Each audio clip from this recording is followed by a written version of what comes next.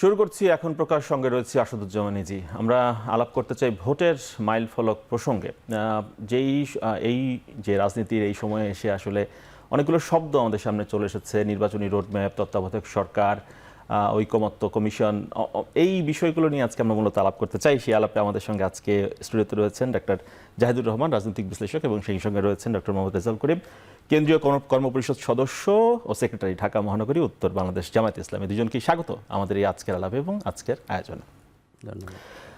তত্ত্বাবধায়ক সরকার ইস্যু দিয়ে আলাপটা শুরু করতে চাই। সেটি হচ্ছে সংবিধানের অতি বিতর্কিত, আমরা যেটি দেখলাম যে পঞ্চদশ সংশোধনের কিছু অংশ সেটি রেখে কিছু অংশ বাতিল করলো হাইকোর্ট। তো বলা হচ্ছে এর মাধ্যমে তত্ত্বাবধায়ক সরকার ফিরে আসার যে পথ সেটি অনেকটা খুলে গেল, তো এখন দু ধরনের কথা আমরা শুনতে পেলাম এই বিষয়টিতে। সেটি হচ্ছে আগামী নির্বাচন অন্তর্বর্তী সরকারের অধীনেই হতে যাচ্ছে, এরকম একটি বক্তব্য আমরা শুনলাম। তত্ত্বাবধায়ক সরকার যদি ফিরেও আসে সেক্ষেত্রে এটি হতে যাচ্ছে। আবার অন্তর্বর্তী সরকারই তত্ত্বাবধায়ক সরকারের রূপ নেবে নাম বদল করে নির্বাচনের আগে, সেখানে সাংবিধানিক সাংঘর্ষিক কোনো জায়গা নেই। রাষ্ট্রের যে প্রধান আইন কর্মকর্তা, তার কাছ থেকে আমরা এমন একটি ব্যাখ্যা পেলাম। তো এই ইস্যুতে দেশের যারা রাজনৈতিক দলগুলো রয়েছে তাদের চাওয়া কি, সেটা জেনে আলাপ শুরু করতে চাই। রেজাউল ভাই। বিসমিল্লাহির রহমানির রহিম। আমি মহান বিজয় দিবস উপলক্ষে আমি আমাদের এখন টেলিভিশনের দর্শক শ্রোতা মণ্ডলী এবং দেশবাসীকে বিজয়ের শুভেচ্ছা জানাচ্ছি, এবং বিশেষ করে যারা আমাদের এই বিপ্লবে ২৪-এর গণবিপ্লবে যারা জীবন দিয়েছে, আমি সে শহীদদের প্রতিও শ্রদ্ধা জ্ঞাপন করছি। আহত পঙ্গুত্ব বরণ করে যারা স্বৈরাচার মুক্ত একটি বাংলাদেশের জন্য সংগ্রাম করেছেন দীর্ঘ ১৭ বছর, প্রত্যেকের প্রতি আমি কৃতজ্ঞতা এবং শ্রদ্ধা জানাচ্ছি। আপনি যে প্রশ্নটি করেছেন, আমি মনে করি this is the vital issue, এবং জাতির গোটা নেশন আসলে এখন এই দিকেই তাকিয়ে আছে। নাম্বার ওয়ান হচ্ছে আসলে আমাদের নির্বাচন প্রত্যেক মানুষের, প্রত্যেক নাগরিকের একটি গণতান্ত্রিক এবং তার কনস্টিটিউশনাল রাইট। এখন এই নির্বাচনকে ঘিরে মানুষের মধ্যে বা নির্বাচন কখন হচ্ছে এত বেশি আগ্রহটা কেন? এর আগ্রহের কারণটা হচ্ছে আসলে দুটি। নাম্বার ওয়ান হচ্ছে যে মানুষ বিগত ১৫ বছর ভোট দিতে পারেনি, বিশেষ করে তরুণ প্রজন্ম। দ্বিতীয় হচ্ছে যে যেই বিপ্লব উত্তর যে মানুষের আকাঙ্ক্ষার জায়গা, সামগ্রিক অবস্থা মিলিয়ে তৈরি হয়েছে, সে অবস্থার মধ্যেও মানুষ কিন্তু কখন নির্বাচন হবে এরকম একটি রোডম্যাপ প্রত্যাশা করছে। এর মাঝে আপনি যেটা বলেছেন, দুটি ইস্যু এসে গেছে। একটা হচ্ছে কেয়ারটেকার অন্তর্বর্তীকালীন সরকারের প্রধান, তিনি একটা রূপরেখা দিয়েছেন যে আগামী বছর অথবা আগামী ২৬-এর মাঝামাঝি নাগাদ একটা ইলেকশনে। ইন দ্য মিন টাইম আমরা দেখেছি যে হাইকোর্টের পক্ষ থেকেও একটি রায়, যেটি বলা হয়েছে যে কেয়ারটেকার সরকারের রূপরেখার ব্যাপারে একটা রায় এসেছে, যেটিকে অবৈধভাবেই বিগত দিনের এই ফ্যাসিস্ট সরকার বাতিল করেছিল। এটি আমি মনে করি, আমি সবার আগে এটাকে কনগ্রেচুলেট করি এই জন্য একজন নাগরিক হিসাবে, যে এই কেয়ারটেকার সরকারের ফর্মুলা কিন্তু বাংলাদেশ জামাত ইসলামী দিয়েছিল এবং গদ্দাফর গোলাম আজম এই ফর্মুলা দিয়েছিলেন, এবং এটা নিয়ে আমরা প্রথম আন্দোলন করি, এবং আমাদের সাথেই কিন্তু এটি আদায়ের জন্য আওয়ামী লীগ কিন্তু আমাদের সাথে আন্দোলন করেছে। সেই জায়গা থেকে পরবর্তীতে গড়িয়ে প্রত্যেকেই তার ক্ষমতার পালা বদলে এসে এটিকে তারা পরবর্তীতে বাতিল করেছে। এবং এটাকে আমি এক বাক্যে বাতিল বলবো না, বরং সেই সময় কিন্তু শেখ হাসিনার দলেরও সিনিয়র লিডাররা কিন্তু এটির ব্যাপারে মত দিয়েছে, যেটি রাখার ব্যাপার, এবং হাইকোর্টের রায়েও কিন্তু এটি বলা ছিল যে আর অন্তত 2টি টার্ম, কিন্তু তারা তার একক ক্ষমতা বলেই বলা যায় সেটিকে বাতিল করে দেয়। সুতরাং আজকের যে প্রেক্ষাপটটা তৈরি হয়েছে, আমি মনে করি আসলে ফ্রি ফেয়ার ক্রেডিবল ইলেকশনটা এই যে কেয়ারটেকার সরকার যেটিকে আমরা বলি, অথবা যে ল্যাঙ্গুয়েজ ইউজ করি, এর মধ্য দিয়ে যেগুলো বাংলাদেশে হয়েছে সেগুলোর অ্যাকসেপ্টেন্স ছিল, কিন্তু এরপরে সরকারের অধীনে যে ইলেকশনগুলো হয়েছে সেগুলি প্রশ্নবিদ্ধ ছিল। আমাদের 18, 14, 8 সবগুলো মিলিয়ে আমরা যদি বলি, সুতরাং মানুষের সামনে যেই বিপ্লব উত্তর যে আকাঙ্ক্ষাটা তৈরি হয়েছে, আমি মনে করি খুবই ইম্পর্টেন্ট ইস্যু যে কেয়ারটেকার সরকারের যে রায়টি অর্থাৎ হয়েছে আংশিকভাবে। আসলে এটা কিন্তু মুন সিনেমা হলকে কেন্দ্র করেই একটা দিতে গিয়ে আরেকটা হয়েছে। সুতরাং আমাদের সেদিকে যাওয়ার দরকার নেই, বরং রায়ে বলা হয়েছে যে এটি কাঠামোকে নষ্ট করা হয়েছে। সেই কাঠামোর জায়গাটা যদি আবার ফিরে এসে, আমি মনে করি কেয়ারটেকার সরকারের অধীনেই আগামী দিনের ইলেকশন হবে, সেটি আমরা প্রত্যাশা করছি এবং জনগণ প্রত্যাশা করছে, এবং খুব অনতিবিলম্বে সেই ইলেকশনটা, কাঙ্ক্ষিত ইলেকশনটা হবে। আমরা এই প্রজন্মের লোকেরা ভোট দিব, জনগণ সেটির জন্য। জি রেজাল ভাই, ডক্টর জাহিদ, আমরা রাজনৈতিক দলের প্রত্যাশাটা তো শুনলাম, তো মানে এই যে তত্ত্বাবধায়ক সরকারের ফিরে আসার বিষয়টি নিয়ে এক ধরনের ভিন্ন ধরনের বক্তব্য, তারপর ত্রয়োদশ সংশোধনী বাতিলের রায়, সেটি বাতিল হলে এটি কি যদি হয় সেটি কি স্বয়ংক্রিয়ভাবে ফিরবে কিনা, যদি ফিরে না ফিরে সেক্ষেত্রে আবার সংসদে এটা তুলতে হবে কিনা, পুরো বিষয়টি একটু ব্যাখ্যা জানতে চাই আপনার কাছ থেকে। ধন্যবাদ। প্রথম একটা কথা মনে রাখতে হবে, লয়ের ডিবেট কোনোদিন শেষ হয় না। মানে আদালত কেন আছে, মানে এমনকি এপেক্স কোর্ট, যে সুপ্রিম কোর্টের আপিল বিভাগ যে রায় দেবে, সেটাও বহু সময় স্প্লিট রায় হয়, ভাগ হয়ে যায়, সব বিচারক বিচারপতিরা একত্র হতে পারেন না, ফলে ডিবেট থেকে যায় শেষ পর্যন্ত। কিন্তু এখানে বেশ কয়েকটা গ্রস ডিবেট আছে। সেটা হলো পঞ্চদশ সংশোধনীর এই যে অংশটুকু বাতিল হয়েছে, তার রায়ে তত্ত্বাবধায়ক সরকার রেস্টোর্ড হয়েছে বলা হয়েছে, মানে এটা ফিরে এসছে। এটা হলো এক। কেউ কেউ এই কথা বলছেন যে পঞ্চদশ সংশোধনী হয়েছিল আসলে ত্রয়োদশ সংশোধনীর উপরে ভিত্তি করে, এমনকি ত্রয়োদশ, এর মধ্যে আওয়ামী লীগের সেই কালে মানে কোর্টকে যেন তেন করে ব্যবহার করার টেন্ডেন্সি, এটা তো পরিকল্পনা করে ওই রায়টা দেয়া হয়েছে, জনাব খায়রুল হককে এনে তাকে চিফ জাস্টিস বানিয়ে ইত্যাদি ইত্যাদি আমরা স্টোরি জানি। এমনকি চূড়ান্ত রায়ের আগে শর্ট যে ভার্ডিক্ট, তারপরই এই কাজটা করে ফেলা হয়েছে। ওর মধ্যেও নানা রকম জোচ্চুরি আছে। কিন্তু যে কথাটা জরুরি সেটা হচ্ছে, আপনি যখন এটা করেছেন, তারপরে ত্রয়োদশ সংশোধনীটাও এখানে তত্ত্বাবধায়ক সরকার বাতিলের সাথে সম্পৃক্ত আছে। সো আমরা জানি যে ওটা বাতিলের যে রায় আছে সেটা একটা রিভিউ অ্যাপিল হয়েছে, সেটার হিয়ারিং আছে সামনে। কেউ কেউ বলছেন ত্রয়োদশ সংশোধনীটাও বাতিলের রায় যদি বাতিল হয় তাহলে তত্ত্বাবধায়ক সরকার ফেরত আসবে। আচ্ছা, এর মধ্যেও কিন্তু আছে। এই কিন্তুটা হচ্ছে একটা আদালত, বাংলাদেশের আদালত, সংবিধান, মানে ধরুন আমাদের সুপ্রিম কোর্টের আপিল বিভাগ, হাইকোর্ট সবাই মিলে ধাপে ধাপে যাবে। তার আগে বলে রাখা দরকার, পঞ্চদশ সংশোধনের রায়টা কিন্তু হাইকোর্টে হয়েছে, এটা কিন্তু এখনো আপিল বিভাগ রয়ে গেছে, চাইলে আরও স্তর আছে। আচ্ছা, পরে এখন সরকার যদি আপিল না করে তাহলে এটা হয়তো এখান থেকেই এটা হয়ে যাবে। কিন্তু এই দুটোর পরও আমাদের জেনারেল ক্লজেস অ্যাক্ট বলে একটা আইন আছে, সেখানে আসলে বলা আছে এরকম, আদালত যদি কোনো আইনকে, ধরনের কোনো অংশ বা কোনো আইনকে বাতিলও ঘোষণা করে, সেটা প্রিভিয়াস যে যে আইন আছে সেটাকে ঠিক রেস্টোর করে দেয় না। এই ডিবেটটা এর আগে শেখ হাসিনার সময়ে হয়েছিল। সেটা হলো ষোড়শ সংশোধনীতে যখন বিচারকদের ইমপিচমেন্টের ক্ষমতা সংসদের হাতে নিয়ে আসা হয়, তখন আদালত বলেছিল যে এটা অবৈধ। কিন্তু তারা যেটা সাথে করেছিলেন, তারা বলেছেন যেটাকে সরিয়ে এটা আনা হয়েছিল সেটা হচ্ছে সুপ্রিম জুডিশিয়াল কাউন্সিল। তারা বলছেন সুপ্রিম জুডিশিয়াল কাউন্সিল ফেরত আনতে হবে। ডিবেটটা কেন, আমি সেটা একটু দর্শকদের সহজ করে বলার চেষ্টা করি। সংসদ কোনো আইন প্রণয়ন করতে পারবে না, কোনো সংশোধনী আনতে পারবে না যেটা আমাদের সংবিধানের সাথে সাংঘর্ষিক। সংবিধানের সংশোধনীর ক্ষেত্রে কি সাংঘর্ষিক হবে?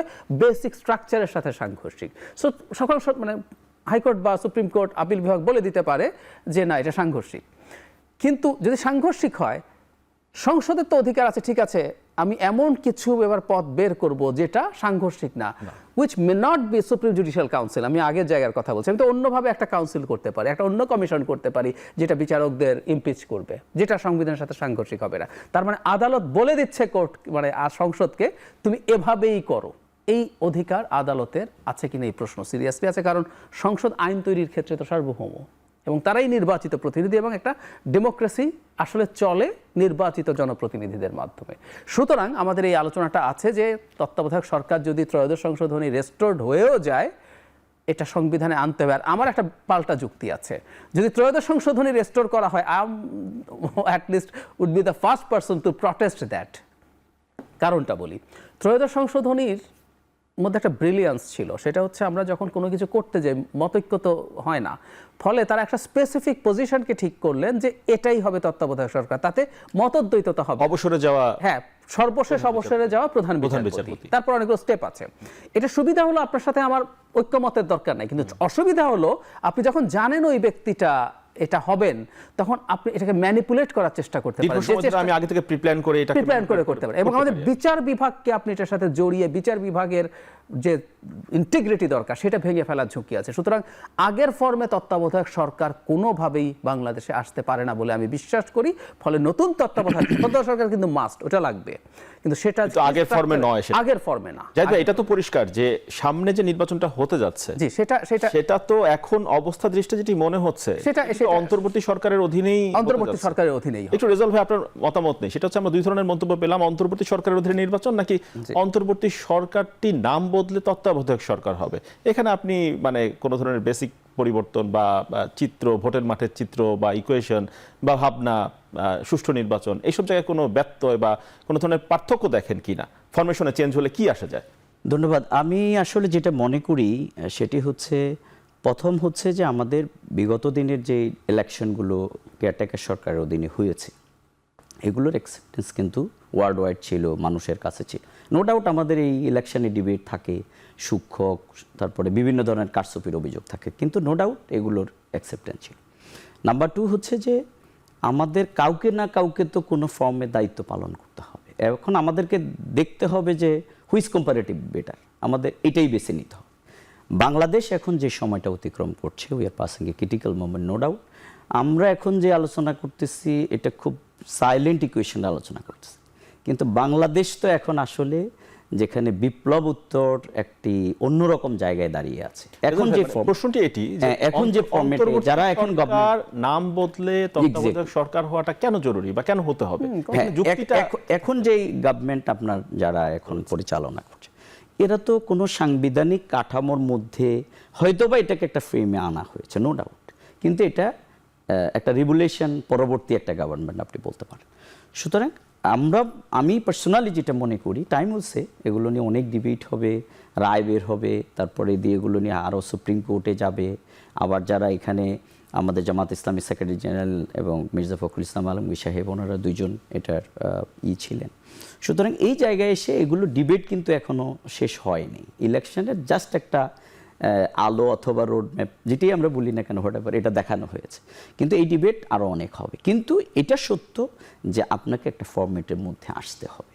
এখন যারা এখন গভর্নমেন্টে আছেন, ওনাদের অধীনের ইলেকশনটাকে কে কতটুকু মানবে বা কীরকম হবে, আমাদের দেশে কিন্তু বিগত দিনে সেটি আমরা দেখিনি। কারণ আমাদের স্বাধীন নির্বাচন কমিশন ওইভাবে আমরা অন্য রাষ্ট্রের মতো তৈরি করতে না পারার কারণেই আমাদের নির্বাহী বিভাগ এটার উপরে খবরদারি করে এবং এগুলোর মাধ্যমেই এই ম্যানিপুলেশনটা হয়, নো ডাউট। সেই জায়গা থেকে আমরা মনে করি, যেহেতু আমাদের প্রিভিয়াস এক্সপেরিয়েন্স এখানে আছে যে কেয়ারটেকার সরকারের অধীনের নির্বাচন, এটাকে যেই নামেই যে ফর্মে আমরা বলি না কেন, সাংবিধানিকও একটা ঘোষণাপত্র হয়েছে। আমি মনে করি হয়তোবা আমাদের প্রিভিয়াস এই ডিবেট থেকে আমাদের বাঁচবার জন্য একটা ফর্মেটে যেতে হবে এবং সেটাই কোর্টের এই রায়ের মধ্য দিয়ে একটা পর্যায়ে যাবে, হয়তোবা সেটারও দেরি হলে হয়তো যাতে সেটাকে ওইভাবে।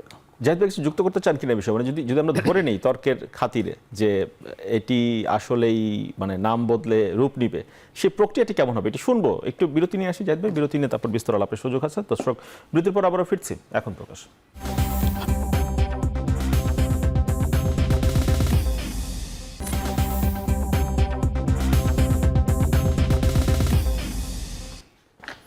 বিরতির পর আবারও ফিরে এলাম এখন প্রকাশে। ভোটের মাইলফলক প্রসঙ্গে আমরা আলাপ করছি। জাহিদ ভাই, যে প্রশ্ন রেখে গিয়েছিলাম, যদি হয়, আমরা তো যদি দিয়ে অনেক কথাবার্তা শুনছি, প্রধান উপদেষ্টার কাছ থেকে আমরা অনেক যদি সমৃদ্ধ একটি মানে ভোটের তারিখ আমরা পেয়েছি, তো যদি দিয়েই প্রশ্নটা করি যে যদি হয় সেটির প্রক্রিয়াটাই বা কেমন হবে বা কেমন হওয়া উচিত? মানে আমাদের আগের তত্ত্বাবধায়ক সরকারের কথা যদি বলি, সেখানের বেসিক নিয়ম ছিল এরকম যে এটা একটা, ওটা 3 মাসের সরকার ছিল, সো ওটা কিছু রুটিন কাজ করবে। সেই কারণে যেটা হয়েছিল, ক্যাবিনেটটা খুব ছোট হতো, 10 জন সদস্য হতো।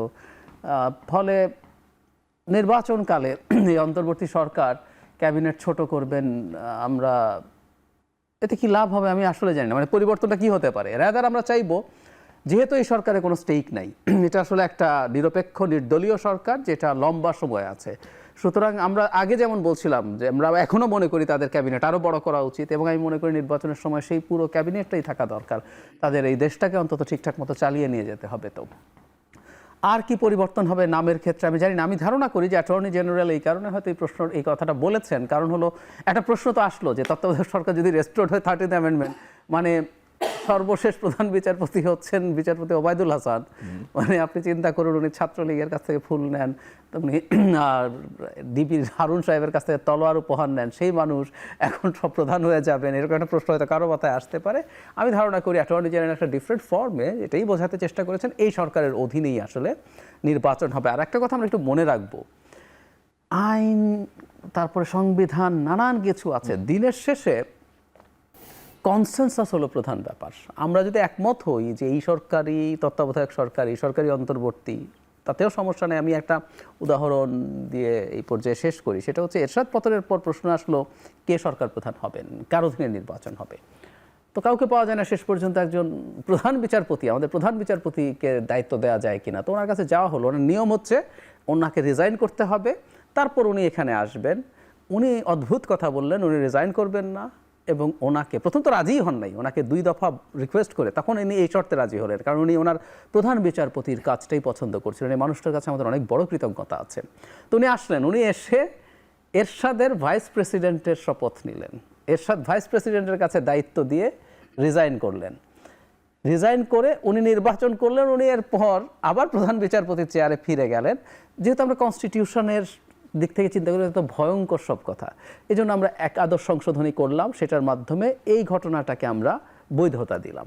সেজন্যই বলছি আসলে আমরা যদি একমত থাকি এতে কোনো সমস্যা নেই, এমনকি এতে যদি কোনো সাংবিধানিক অবৈধতা বা সাংঘর্ষিক পরিস্থিতি সৃষ্টি হয় সেটাও আমরা পরবর্তীতে নিশ্চিতভাবেই পাই। সম্ভব। রেজাল ভাই, মানে এই যে পরিবর্তনগুলো আমরা লক্ষ্য করছি, তত্ত্বাবধায়ক সরকার ব্যবস্থা যদি ফিরে আনতে আমরা সক্ষম হই বা ফিরে আসে, তো এটি আসলে যে টেকসই হবে, মানে আবার কেউ ক্ষমতায় এসে যেটি বাতিল করে দিবে না, মানে সেই বিশ্বাস জনগণ কিভাবে রাখবে রাজনৈতিক দলগুলোর উপরে, বা রাজনৈতিক দলগুলো সেই বিশ্বাসের জায়গায় জনগণকে পৌঁছে দিতে পারবে কিভাবে বা পারছে কিনা? বিশ্বাসের জায়গা বলি, আসলে আল্লাহ তাআলাও কিন্তু তার মানুষের, বিশেষ করে আমরা যারা মুসলমান, এখানে তার ফেইথ অ্যান্ড বিলিভটা is very important, you know. সুতরাং বিশ্বাসের জায়গাটা কিন্তু আনসিন, মানে আপনাকে একটা ধরে বিশ্বাস নিতে হয় যে না আমি ওনাকে মানি, অথবা উনি এরকম হঠাৎ এরকম করবে। তো এই জায়গায় আমি যেটা মনে করি যে প্রথম কথা হচ্ছে আমাদের 15 বছর বিশ্বাসের জায়গা তো শেখ হাসিনা ভঙ্গ করেছেন, এই ফ্যাসিবাদ আমাদেরকে সেই দিকে উল্টে দিয়েছেন। এবং স্বাধীন বাংলাদেশে যদি বিশ্বাসের জায়গা ভঙ্গের আলোচনা হয়, তাহলে আমার মনে হয় সবার আগে শেখ মুজিবের আলোচনা নিয়ে আসতে হবে, তার ভূমিকা এবং এই যে আকাশচুম্বী একটা জনপ্রিয়তার মাঝে সন্ত্রাস, দুর্নীতি, গুম, হোয়াটএভার, মানে লট অফ ওয়ার্কস যেগুলো করা হয়েছে, এবং সেখানে দুর্ভিক্ষ, মানে সেটা হচ্ছে জনগণ তো এক ধরনের বিশ্বাসের জায়গা থেকে বা আদর্শগত জায়গা থেকেই ভোট দিয়ে কাউকে না কাউকে নির্বাচিত করার চেষ্টা করে, সেটি হচ্ছে কি হয়নি সেটা নিয়ে বিস্তর আলোচনা রয়েছে।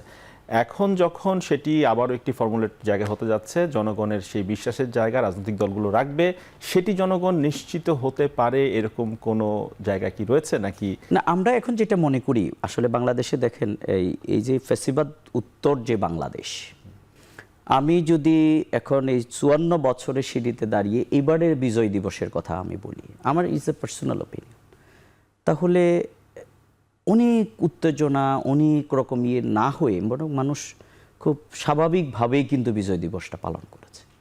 এবং আইনশৃঙ্খলা পরিস্থিতি খুব বেশি, পুলিশ কাজ করতেছে, অনেক জায়গায় ভালো ওয়ার্ক হচ্ছে, এরকম না আমরা দেখতেছি, কিন্তু তারপরেও একটা অবস্থান আছে। আমি যেটা বলতে চাচ্ছি, মানুষের সেলফ সেন্সরটা যদি হয় যে না আমি নিজেই অন্যায়টা করব না বা আমি এটা করব না, তাহলে এটাই হচ্ছে দ্যাট ইজ ভেরি ইম্পর্টেন্ট। মানে আমরা তো দীর্ঘদিন ধরে বিশ্বাস ভঙ্গের রাজনীতি, রাইট। এখন এইটার কারণে এই বিশ্বাস ভঙ্গের জায়গাটা আসলে প্রধানতম রাজনৈতিক নেতৃত্বের মাধ্যমে কিন্তু হয়েছে। এবং আমি যদি এর সাথে একটু যুক্ত করি, আমাদের দিকেই আসবে, আমরা যারা রাজনীতি করি, আমাকে অনেকে বলে যে মানে রিফরমেশনের কথা বলে, হোয়াটএভার, সংস্কার। আমি বলি ভাই সবার আগে রাজনৈতিক নেতৃত্বের সংস্কারটা, মানে মনের সংস্কারটা হওয়া উচিত। আপনি যদি বলেন যে এই যে হাজার হাজার মানুষকে খুন, 28 লক্ষ কোটি টাকা আপনার বিদেশে দুর্নীতি, পাচার, হোয়াটএভার, এই যে মানুষকে মারা, যাই বলেন, এই যে মানুষের উপরে যে অপারেশনটা হয়েছে, এর মূল কারিগরটাকে, তাহলে আপনাকে বলতে হবে শেখ হাসিনা। তিনি নির্দেশ দিয়ে করিয়েছেন। এখন হয়তো কারোর মধ্যে অনুভূতি জাগ্রত হচ্ছে না। সুতরাং আমি এখন যেটা মনে করি, আপনি যে প্রশ্নটা আমাকে রেখেছেন, আমি মনে করি বাংলাদেশে এখন সেই জায়গায় যাওয়ার মতো একটা পরিবেশ তৈরি হয়েছে। সেই জায়গায় এখন পলিটিক্যাল দলগুলো এবং আমাদের প্রধান উপদেষ্টাও তিনি কিন্তু ঐক্যমত্যের কি একটা কমিশনের কথা বলছেন, সেটা নিয়ে আলাপ রয়েছে, একটু করতে চাই। এটা আসলে এই যে ন্যাশনাল কনসেনসাস, এটা আমাদের প্রতিবেশী রাষ্ট্রে কিন্তু আছে। আপনি যত তাদের উত্তেজনা যত রকম যাই হোক, কিন্তু তারা একটা ইস্যুতে এসে দেশের প্রশ্নে তারা এক হয়ে যায়। আমাদের পাকিস্তানের এই সকল মানে অসংলগ্নতা অথবা মানে বিচ্ছিন্ন এইরকম অবস্থার মধ্যেও কিন্তু তারাও কিন্তু বাংলাদেশ কেন পারছে না?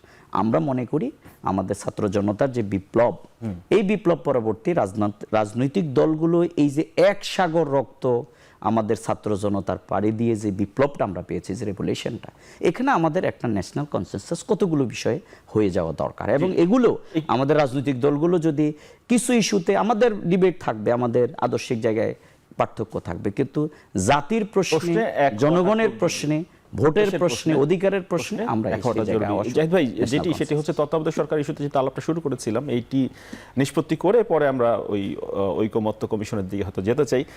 সুষ্ঠু নির্বাচনের জন্য যে সুষ্ঠু নির্বাচনের জন্য তত্ত্বাবধায়ক সরকার ব্যবস্থার কথা আমরা ভাবছি যে এটি কি যথেষ্ট কিনা, মানে এর গঠন প্রক্রিয়ায় এরপরে যখন গণতান্ত্রিক সরকার আসবে রাজনৈতিক দলগুলো ইন্টারফেয়ার করবে কিনা, তাদেরই অনুগত ব্যক্তিরাই সেই সরকারে স্থান পাবে কিনা, এই জায়গাগুলো নিয়েও তো কাজ করা জরুরি। তত্ত্বাবধায়ক সরকার ফেরা মানেই কি সুষ্ঠু নির্বাচন? আমরা কোনো কিছুকে যাতে ওভার এস্টিমেট না, যেমন ধরুন এটা সত্য দলীয় সরকারের অধীনে কোনোভাবেই ফেয়ার নির্বাচন হবে না, এগুলো আর নতুন করে যদি কিন্তু দিয়ে বলার কিছু নাই। আমরা আমাদের 53 বছরে আমরা দেখে ফেলেছি এটা। এক তত্ত্বাবধায়ক হলেই কি হবে? ইয়াস, আপনি যে কথাটা বললেন, তত্ত্বাবধায়ক সরকার যেই স্ট্রাকচারে আমরা করি না কেন, আমরা বলছি ফিক্সড করব না, কিন্তু একটা স্ট্রাকচার তো তৈরি করব কিভাবে এই সরকারটা তৈরি হবে। সেটাও কি যারা ক্ষমতাসীন থাকবে তারা ম্যানিপুলেট করার সুযোগ আছে না? আছে তো, সত্যিই আছে।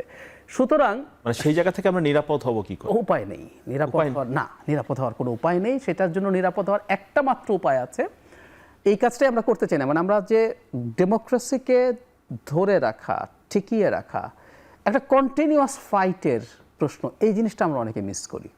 যেমন ধরুন আমি ভারতের এক্সাম্পল দিই, আনইন্টারাপ্টেড ইলেকটোরাল ডেমোক্রেসি অ্যাটলিস্ট ছিল, জন্মের পর থেকে ওর কোনো স্বৈরশাসক আসে নাই, মানে মিলিটারি ডিক্টেটর আমাদের এই অঞ্চলে যেমন হয়। নির্বাচনগুলো হয়েছে, নির্বাচনের মাধ্যমে পাওয়ার ট্রান্সফার হয়েছে, কেউ কেউ বেশি স্বৈরাচারী হয়ে উঠেছেন। ইন্দিরা গান্ধী তো একবার রীতিমতো এমার্জেন্সি দিয়েছিলেন, অনেক সমালোচনা হয়েছে, কিন্তু উনি নির্বাচিত সরকার ছিলেন, পরে নির্বাচিত পরাজিতও হয়েছেন। এখন বিজেপির মতো একটা ফ্যাসিস্ট দল ক্ষমতায় এসছে, তারা ওদের গণতন্ত্রকে, নির্বাচন ভালো হচ্ছে কিন্তু গণতন্ত্রকে সিরিয়াসলি সংকুচিত করছে। ভারতেও দেখবেন এই ডেমোক্রেটিক রাইটের জন্য ফাইট হচ্ছে। ভারতের মানুষজন 75 বছর পর স্বাধীনতার, তাদের একই ফাইট আবার এই 75 বছর পরে এসে করতে হচ্ছে। সুতরাং ডেমোক্রেসির ফাইট আসলে শেষ হয় না। সুতরাং এটা ডেটারেন্টটা কি? ডেটারেন্টটা হচ্ছে আমাদের শোরগোল করতে হবে। আমি একটা এক্সাম্পল দিই, প্রয়োজনে রাস্তায়ও নামতে হবে। সেটা হচ্ছে বেনিয়ামিন নেতানিয়াহু হামাসের সাথে ঝামেলা কেন করলেন, তার অনেক কারণের মধ্যে একটা গুরুত্বপূর্ণ কারণ হচ্ছে উনি দেশের মধ্যে সংকটে পড়েছিলেন। উনি যেহেতু অথরিটারিয়ান হয়ে উঠতে চান, মানে একটু সময় দেন, ইসরায়েলে সুপ্রিম কোর্টের বিচারক নিযুক্ত হন কলেজিয়াম সিস্টেমে, মানে সুপ্রিম কোর্টের বিচারকরাই একটা সিস্টেম তৈরি করেছে, রিটায়ার্ড এবং কারেন্ট মিলে তারাই নাম প্রপোজ করবেন, সেখান থেকে সরকার উইল সিলেক্ট সাম পিপল। ভারতেও কিন্তু সিস্টেম আছে এবং মোদি এটা চেঞ্জ করতে চাইছেন। তখন এই ক্ষমতাটা সরকারের হাতে নিয়ে যেতে চাইছিলেন বেনিয়ামিন নেতানিয়াহু। আপনি সার্চ করলে দেখবেন ওখানে লক্ষ লক্ষ লোক রাস্তায় নেমে গিয়েছিল টু প্রটেস্ট দিস, কারণ ওরা জানতো নেতানিয়াহু বিচারক নিয়োগের ক্ষমতাটা কেন হাতে নিতে চায়, কিন্তু সেও তো গণতান্ত্রিকভাবে নির্বাচিত ছিল। যখন সেটা করতে গেছে রাস্তায় নেমে তারা রীতিমতো প্রচণ্ড প্রটেস্টও করেছে। তার মানে এটা দাঁড়ালো যে আমরা গণতন্ত্রকে যদি চালিয়ে নিয়ে যেতে হয়, রক্ষা করতে হয়, সেটার জন্য আসলে জনগণের খুব সিরিয়াস সচেতনতা, অনলাইনে শোরগোল করা এবং প্রয়োজনে রাস্তায় নেমে প্রটেস্ট করতে হবে। এছাড়া জাহিদ ভাই, মানে অন্য যে বিষয়গুলো, যে ক্ষমতার ভারসাম্য, তারপর কোনোটাই না, দুইবারের বেশি প্রধানমন্ত্রী, রাষ্ট্রপতি, আচ্ছা আমি ফাংশন করবে না। আচ্ছা আমি এবার আপনাকে বলি, ধরুন প্রধানমন্ত্রী পরপর দুবারে একটা সিস্টেম এসছে, বিএনপি বলছে, আর দুবার এসছে। আমি দুটোরই উদাহরণ দিই। পরপর দুবারের বেশি প্রেসিডেন্ট থাকা যাবে না, রাশার সিস্টেম ছিল। তো পুতিন Change করে ফেলে। দুবারের পর রাষ্ট্রপতি হওয়ার পর প্রধানমন্ত্রী মেদভেদেবকে সর্বোচ্চ প্রেসিডেন্ট ক্ষমতা। বানিয়েছে, আবার পরে হয়েছে, পরে সংবিধানই পাল্টে ফেলেছে। আচ্ছা, দুবার বাদ দেই, একবারও প্রধানমন্ত্রী হয় না সোনিয়া গান্ধী। উনি যখন 14 সালের আগে, 14 সালে তো বিজেপি আসলো, তার আগে দুটো টার্ম ছিল 4 সাল থেকে কংগ্রেস সরকার। যখন প্রথমবার জিতলো সোনিয়া গান্ধী প্রাইম মিনিস্টার হবেন, এই আলাপ আসলো বাজপেয়ীর পরে। তখন বিজেপি একটা কুতর্ক তুললো, উনি যেহেতু জন্মগতভাবে ইন্ডিয়ান নন, উনি প্রাইম মিনিস্টার হওয়া ঠিক হবে না, দেশের নিরাপত্তা ইত্যাদি ইত্যাদি। তো সোনিয়া গান্ধী অস্ত্র তুলে না দিয়ে প্রাইম মিনিস্টার হন নাই, পরপর দুবার প্রাইম মিনিস্টার ছিলেন মনমোহন সিং। আমি এখন আপনাকে প্রশ্ন করি যে আপনি নিশ্চয়ই উত্তরটা জানেন, ওই 2 বছর সোনিয়া গান্ধীর কি ক্ষমতা ছিল? বলা হয় উনি ডিফ্যাক্টো প্রধানমন্ত্রী আসলে উনিই ছিলেন। তো সুতরাং আপনি এগুলো করতে পারেন, এগুলো করলে হয়তো দেখতে সুন্দর মনে হয়, কিন্তু দিনের শেষে ফলাফলটা কিন্তু একই দাঁড়ায় যদি আপনার সদিচ্ছা না না থাকে। এটা হচ্ছে জরুরি কথা। সদিচ্ছা জরুরি। রেজাল ভাই, আমাদের একটা বিরতি নিয়ে ফিরে আসি, তারপর আপনার আরেকটু বিস্তারিত আলাপের সুযোগ হবে। দর্শক, বিরতির পর আবারও ফিরছি আলাপে।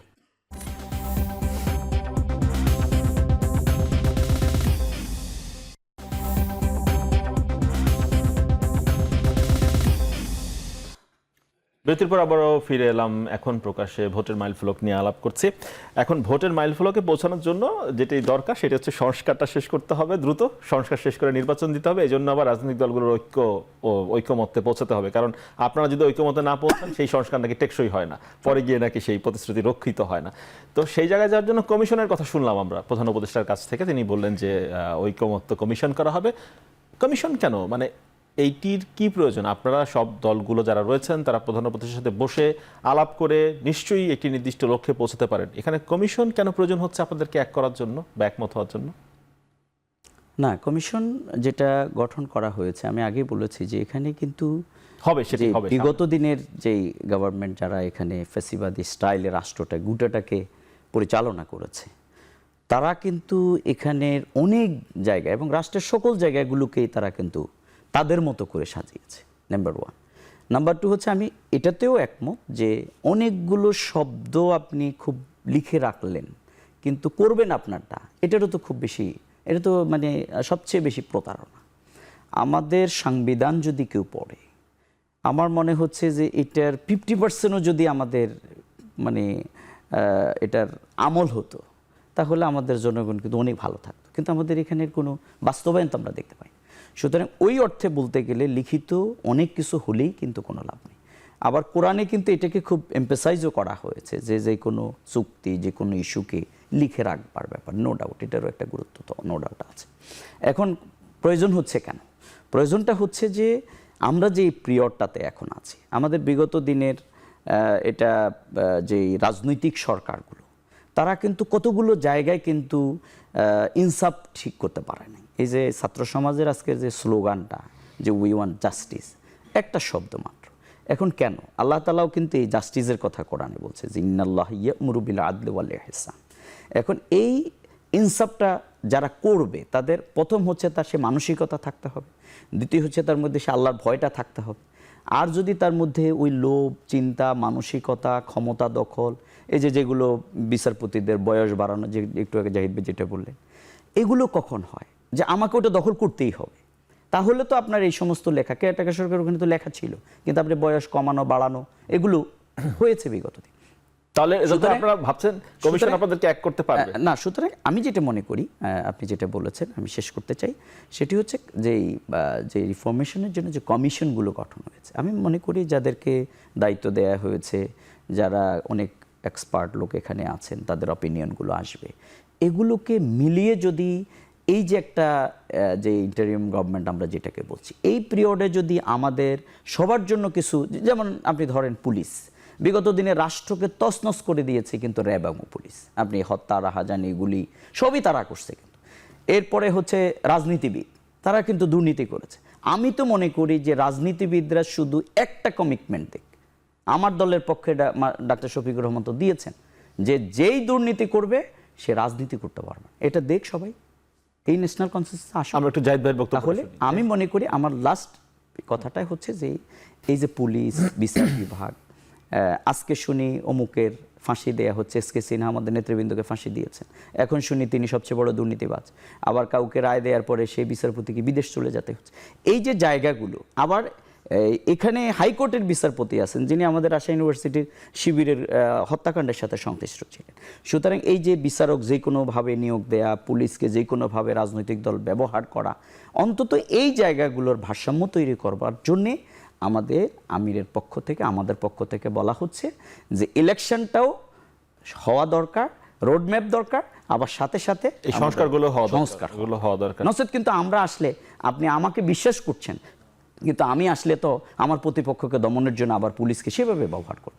সুতরাং আজকে পুলিশই তো বলছে, আপনি এতদিন বলছেন আয়নাগর নেই, এখন র্যাব কি বলছে? র্যাব বলছে আয়নাগর ছিল, আমরা হত্যাকারী যারা তাদের কাছে ক্ষমা চাই, কিন্তু আপনি সেই লোকগুলোকে ফেরত দেন। আপনি তো সেটা দিতে পারবেন না। আমাদের নেতৃবৃন্দকে ফাঁসি দেওয়া হয়েছে, এখন বলছে যে না, এটা বিচারকরা দুর্নীতিবাদ ছিল। সুতরাং এই জায়গাগুলোর একটা পরিবর্তন হওয়া দরকার এবং আমি মনে করি সেই কমিশনগুলোর মাধ্যমে সেটি হওয়া উচিত। কিন্তু এই সরকার এমন বড় পরিকল্পনা নেওয়া উচিত নয়, যেটা ওনারা কি পাচ্ছেন এটা তো আমরা দেখতে পাচ্ছি, খুবই পরিষ্কার দেখা যায় আয়নার মতো, বাজার দ্রব্যমূল্য সব জায়গায়। সুতরাং এমন কোনো ব্যক্তি তারা ঠিক করা উচিত নয় যেটার কারণে তারা প্রশ্নবিদ্ধ হন, বরং রাষ্ট্র পরিচালনা করবে রাজনীতিবিদগণ, তাদের হাতেই ক্ষমতা দেওয়া উচিত এবং তারাই এটা পরিচালনা করবে। কিন্তু এই যে রিফর্মের যে জায়গাগুলো, পুলিশ, বিচার বিভাগ, সেগুলো উইদিন শর্ট টাইমের মধ্যে করে যেতে হবে। জাহিদ ভাই, মানে এই আমার লেয়ারের পর লেয়ার তৈরি করার যৌক্তিকতাটা কি? যৌক্তিকতা তো আছেই। আমি একটা উদাহরণ দিই, সেটা হচ্ছে ১-১১ সময় অনেক ভালো কাজ করার চেষ্টা করা হয়েছে, ওখানে কিন্তু সমস্যা ছিল তাদের, তারাও কিন্তু কিছু ভালো কাজ, সংস্কার, তখনও কিন্তু এগুলো শোনা সামনে এসেছিল। হ্যাঁ, তো তখন যেহেতু তখন সংসদ ছিল না, সংসদ না থাকলে একটা আইন কি করা হয়, অধ্যাদেশ জারি করে রাষ্ট্রপতি। এমনকি সংসদ থাকলেও, সংসদ যদি অধিবেশনে না থাকে, নির্বাচিত সরকারও অর্ডিন্যান্স জারি করে একটা আইনের কাজ শুরু করে, পরে সেটা পাস করিয়ে নেয়। তো ১-১১ সরকার ১৫০-র বেশি অর্ডিন্যান্স জারি করেছিল, পরে ৫০টা ঠিক আছে, পরে ৫০টা ঠিক আছে, 1/3। তো আপনি জোর করে যে পারবেন না, তার প্রমাণ হচ্ছে এটা। সেজন্য আমার কাছে মনে হয় যে এই যে আরেকটা লেয়ার তৈরি হলো, ইটস নট ব্যাড। প্রধান উপদেষ্টা এটা চেয়ার করবেন, কিন্তু উনি সবসময় পেরে উঠবেন না। ফলে আমি মূলত ধারণা করি ৬টা কমিশনের যে চেয়ারম্যানরা আছেন তারা বসবেন, এবং এই একমত না হওয়ারও কারণ আছে। রেজাউল ভাইয়ের দলের যে শুধুমাত্র নীতি আদর্শ তাও না, ওনারা রাজনীতি করেন কিন্তু। সুতরাং ওনার নির্বাচনটা কবে, কখন, কিভাবে হলে তার দল ফেভার, এটা নির্বাচনী রাজনীতির ব্যাপার, কিন্তু সেটা ওনার একটা হিসাব আছে। আরেক দলের হিসাব আছে, নির্বাচনটা এখনই যদি হয় আমার জন্য সুবিধা হয়ে যায়। আরেকটা দল তৈরি হতে যাচ্ছে, সুতরাং তার মনে হচ্ছে বিচার আমার জন্য বেটার, তাহলে খানিকটা বেশি আসন পাবো। একদম। এবং একটা দল তৈরি হয়নি, এখন তৈরি হতে যাচ্ছে, তার মনে হয় নির্বাচন যদি অনেক দেরি হয়ে যায়, দেরি হলে আরো ভালো হয়, বিচার সহ অনেক কিছুর সাথে ট্যাগ করি। সো রাজনীতির মাঠে বক্তব্যের সাথে রাজনৈতিক স্বার্থ, এবং এটাকে ক্যাপিটালাইজ করার প্রবলেম কিছু নাই, এটাই করবে, এটাই নিয়ম। আমরা একটা জিনিস প্রায় বলি, মানে আমাদের কেন ঐক্যমতে পৌঁছে যাচ্ছি না, আমি বলি আসলে অনেক কিছুতে ঐক্যমতে পৌঁছবো না, এটাই গণতন্ত্র। তাহলে কমিশন না, এটাই না, কমিশন শুধু না, কমিশন বসার পরও হবে না। ডক্টর ইউনূস স্বয়ং যদি দিনের পর দিন সবার সাথে বসেন, একমত হওয়া যাবে না। আমরা আসলে শেখ হাসিনার অধীনে থাকতে থাকতে সব কিছু তো শেখ হাসিনাকে নিয়ে, মানে একটা স্বৈরাচারী ব্যবস্থায় কি হচ্ছে, এক্সপেক্ট করা হয় সব কিছু একরকম হবে, একরকম কোনোদিনও হবে না। ডেমোক্রেসি শেষ হবে না এই পর্যন্ত, কিন্তু আমরা ওয়ার্কিং রিলেশনশিপটা যাতে রাখতে পারি। আমেরিকার প্রেসিডেন্ট নির্বাচন আসলে দেখবেন অ্যাবর্শন নিয়ে ডেকেডস আফটার ডেকেডস ডিবেটই হচ্ছে, এই ডিবেট কিন্তু শেষ হয় নাই। ওর মধ্য দিয়ে ওরা সহাবস্থান করছে, ওরা কাজ করছে। জাহিদ ভাই, এখানে মানে প্রধান উপদেষ্টা যখন বললেন এই কমিশনের কথা, তিনি আরেকটি বিষয় যুক্ত করলেন যে কতটুকু সংস্কার হবে সেটি এই কমিশন ঠিক করবে, একদম রাজনৈতিক দলগুলোর সাথে, এবং না হলেও নাই। আমি যদি এভাবে বলি, উনি এর আগে একটা পত্রিকার সাথে ইন্টারভিউতে ক্লিয়ারলি বলেছেন এভাবে যে ১০০টার মধ্যে 10টা হলে 10টা এখন করব, নির্বাচন দেব, যদি না, উনি একটু বিরক্ত হয়ে বলছেন তাহলে সংস্কারই করবো না, নির্বাচন দিয়ে দেবো, একদম এভাবে বলেছেন। সো ওনার এই একটা জায়গায় কিন্তু consistent, and he is right. যদি কনসেনসাস না হয়, ওনারা চেষ্টা করবেন অ্যাজ আ ফ্যাসিলিটেটর, তারা সবাইকে নিয়ে বসবেন, আন্তরিকভাবে চেষ্টা করবেন যতটা সম্ভব, যতটা বেশি সম্ভব একটা ঐক্যমত তৈরি করে অতটুকু সংস্কারই করবেন, এবং ওইটুকুই সাস্টেইন করবে। এবং আমরা কেন মনে করি শেখ হাসিনা যাওয়ার পর একটা সংস্কার করে সংবিধান লিখে আইন বানায় বাংলাদেশকে অসাধারণ লিবারেল, তাহলে জাহিদ ভাই, মানে যেই কাজটুকু আপনি তো বলেন যে বিষয়গুলো, যে এই যে সংস্কারের উদ্যোগগুলো হাতে নেওয়া হচ্ছে, এই ইন্টারিম গভর্নমেন্ট এগুলো শেষ করে যেতে পারবে না, সেটি ভাবাটাও খুব কঠিন। তাহলে পরের যে সরকার আসবে উনিও পুরো পারবেন না বা পুরো করবেন না, তাতে সমস্যা নাই। উনি ধরেন করলেন। আমি একটা উদাহরণ দিই, তাত্ত্বিকভাবে বলি যে একটা দল ক্ষমতায় আসলো, এখন ছাত্রদের দল আসবে, ওনারা ঘোষণা করেছেন, তারা ক্ষমতায় গেলেন না। তারা এবার এই শোরগোল করবেন, আমরা কিন্তু এই সংস্কার এরা করে না, আমরা করতে চাই। ওনারা ভোট চাবেন জনগণের কাছে, এবং যেহেতু আমাদের তত্ত্বাবধায়ক সরকার ফেরত আসবে, ওনারা যদি জনগণের সাথে কানেক্ট করতে পারেন এবং জনগণ যদি চায়, তাহলে পরের বার ওনারা নির্বাচনে ভালো করবেন। এটা দেখে আবার যারা ক্ষমতায় থাকবেন তাদের ভয় আসবে, আরে মানুষ তো এটা চাইছে। এভাবেই আসলে একটা গণতন্ত্র এবং সংস্কার এগিয়ে যায়, এটা ধরে চাপিয়ে দিয়ে হয় না। রেজাল ভাই, মানে সবশেষ প্রশ্নটা করি, সেটি হচ্ছে কত সময় আসলে দিবেন আপনারা, কি ভেবেছেন এই অন্তর্বর্তী সরকারকে দেবেন সংস্কারের জন্য? একটি বড় দল আমরা দেখছি তারা খুব বেশি সন্তুষ্ট নয় এই 2026 সালের 30 জুনের ডেটটি নিয়ে, তারা বলছে আরো দ্রুত সময় নির্বাচন। আপনারা মানে কত সময় দেবেন এই সরকারকে দ্রুত সময়ের নির্বাচনের জন্য? দ্রুত সময়টা কতটুকু আপনাদের হিসাবে? হ্যাঁ, আমরা প্রথমেই আমরা এটা বলেছি যে দুটি রোড ম্যাপ দরকার, একটি হচ্ছে ইলেকশনের, একটা আর সংস্কার, আরেকটি হচ্ছে সংস্কার। আমরা এখনো বলি যে সংস্কার দরকার। আমি এটার একটু আগে ব্যাখ্যা দিয়েছি যে পুলিশ, বিচার, এরকম অনেকগুলো কমিশন আছে যেগুলোর আসলে মানে 2026 সালে যে 30 জুন, সেটি এখন- আপনাদের দলীয় ম্যান্ডেটের সঙ্গে প্রত্যাশিত কিনা এটি জানতে চাই। আমরা মনে করি এখন যেই ফরম্যাটে অগ্রসর হচ্ছে বা যে জায়গায় গিয়েছে, সেটাও এই যে যদি দিয়ে, এটা কিন্তু হাদিসে একটু নিষেধ আছে কিন্তু, যদি দিয়ে কথা বলা, তাহলে কোনো কিছুই আপনি সাস্টেইন করতে পারবেন। আমরা মনে করি যে দেশের সামগ্রিক অবস্থা মিলিয়ে জনগণের যে প্রত্যাশার জায়গাটা, সেটি খুব এর থেকে যেন আর লম্বা না হয়, এবং আরও আগে হলে সবচেয়ে বেশি ভালো হয়। কিন্তু আমরা এখনো মনে করি যে সংস্কারও হওয়া প্রয়োজন, কিন্তু সেটা লম্বা সময়ব্যাপী না। এবং যারা আজকে গভর্নমেন্ট পরিচালনা করছেন তাদেরকে খুব কুইক ওয়ার্ক করা উচিত, এবং এই উপদেষ্টা পরিষদে আরও এরকম ব্যাপ্তি নেওয়া উচিত। তার মধ্য দিয়ে আমরা একটা সে গণতান্ত্রিক ধারায় ফিরে আসবো, ফ্যাসিবাদ মুক্ত একটি রেজাল ভাই, জাহিদ ভাই, বাংলাদেশ হবে। জি, এই আলোচনা চলতেই থাকবে, আরো বেশ কিছুদিন আমাদের আলাপের সুযোগ হবে এই বিষয় নিয়ে, নিশ্চয়ই আরো আলাপ হবে। অসংখ্য ধন্যবাদ আজকে সময় দেওয়ার জন্য। দর্শক, শেষ করছি এখন প্রকাশ, সঙ্গে থাকার জন্য ধন্যবাদ সবাইকে।